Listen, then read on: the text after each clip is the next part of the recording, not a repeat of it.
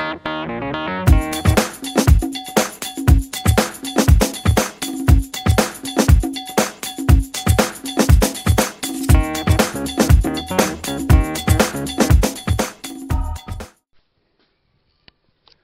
so the last few days has kind of been a rigging frenzy for me. All of the stuff that you saw in the gear preview, I've got functional, ready to go, and ready to hit the water. So the first thing that I added was this mighty mount here, and underneath, I don't know if you can see it or not, yeah, there is the fullback. This foam right here on the Jackson makes it almost impossible to get a wrench up in there, but that fullback, you can see underneath there, has those built-in locking nuts on it, and absolutely grabbed a hold of that thing, and it is solid as a rock. Then what we did is we added some of the thin line gear, the gear track, added here, and then also in the center here, that can take any of the Ramball or Scotty railheads.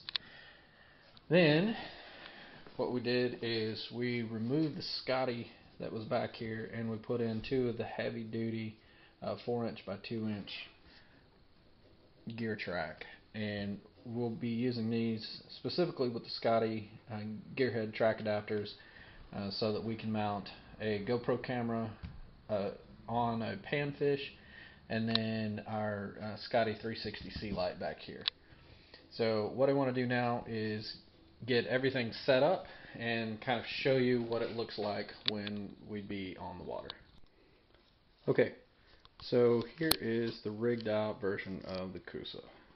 What I've done is I've used the Ramball to add a depth finder here, and you can see my cables running through the day hatch there, and then leaving that mighty mount empty for now. I've got an Aquabox 10 coming that I'll either use there or also in this center gear track.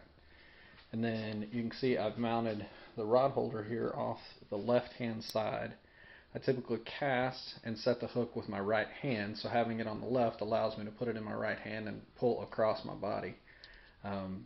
Plus it's out of the way when I'm casting and things like that. So the rod holder here, and then we'll go back this way. You can see I've got the chair mounted now, and got a little bit of new ink on the boat there.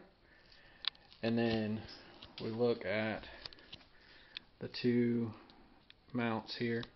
We're using those gearhead track adapters there, and then so we've got the extender here in that adapter that goes up to here, and then you'll see the PanFish, and it goes up to the ram mount, and then the GoPro.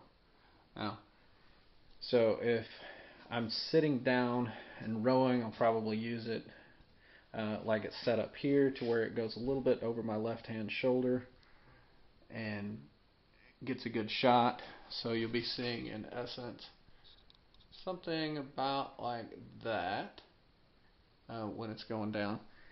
And then if I get into winds or small creeks or something like that, I can take this ram mount right here off of the PanFish and move it up here to the mighty mount or to the center gear track, whichever one I'm not using. It's also important to note that inside here, you'll notice I have installed those offset gears so that I can get twice the number of angles, and that has really allowed me to fine-tune where this is going to be looking from. I can't tell you how many times that I've thought about, man, I really wish I could do this just halfway, or I wish that I could turn this gear just halfway. And so those offset gears are really allowing me to do that. And then with the Scotty rod holder, what I can use is I can use those slip discs and really make minute adjustments on rod holders from Scotty. So definitely some excellent products, probably the best products you can pick up for less than $5.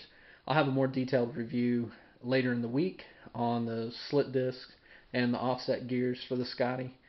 And then after we do some field testing, I'll get back to you on the different gear tracks that we have, how well they're holding up under some actual fishing conditions with some wind and stuff pulling on them. So stay tuned, and we'll be back with you very soon.